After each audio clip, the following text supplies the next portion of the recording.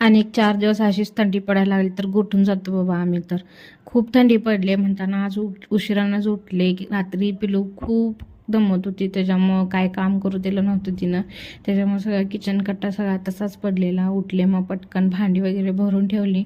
मग गॅस वगैरे सगळं पुसून घेतला, गॅस सगळं क्लीन केला, किचन कट्टा क्लीन केला. त्याच्यानंतर थंडीच्या दिवसात थंडी पाण्यानं आंघोळ करणं तर जमणार नाही म्हणून गरम पाणी करायला ठेवलं. त्याच्यानंतर आमचं वादळ उठलं की सगळं काय तुफानच येतं आहे म्हणताना उठलं, तिला घेतलं. त्याच्यानंतर तिला शांत केलं, तिला खेळायला बिझी केलं. बाकीची मग आमची कामं सगळी तशीच पडलेली, ती काय कोण करणार नाही. त्याच्यामुळं मीच करायला घेतली, झाडू वगैरे मारून घेतला. तेवढ्यात ह्या पाणीवाल्याला पण आज सकाळी लवकर पाणी सोडायचं होतं. मग काय कुणाला सांगणार, पाणी वगैरे भरून घेतलं. त्याच्यानंतर आंघोळ वगैरे केली, देवपूजा केली. परत आमच्या जानूला स्कूलला सोडायचं होतं, तिला स्कूलला वगैरे सोडून आली. सकाळपासून आम्ही माया लेकीने काहीच खाल्लं नव्हतं, त्याच्यामुळे पटकन आधी पिलूला खावं घातलं, तिला आंघोळ घातली. ह्या पिलूला आमच्या आंघोळ घालणं म्हणजे का नाही खूप मोठा टास्क आहे, कारण खूप रडती बया, शांतच होत नाही. तिला रडवून तसंच आंघोळ वगैरे घातली. त्याच्यानंतर थंडीच्या दिवसात खूप अंग वगैरे फुटायला लागले म्हणताना तिला बॉडी लोशन वगैरे लावून घेतलं, तिला तयार केलं.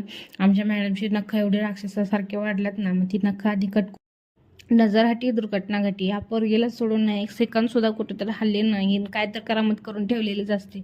इथं बघा सकाळ सकाळी चाकू घेऊन बसली. मी इथं कांदा कापायला चाकू घेतला तर हिनं घेऊन बसले आपलं.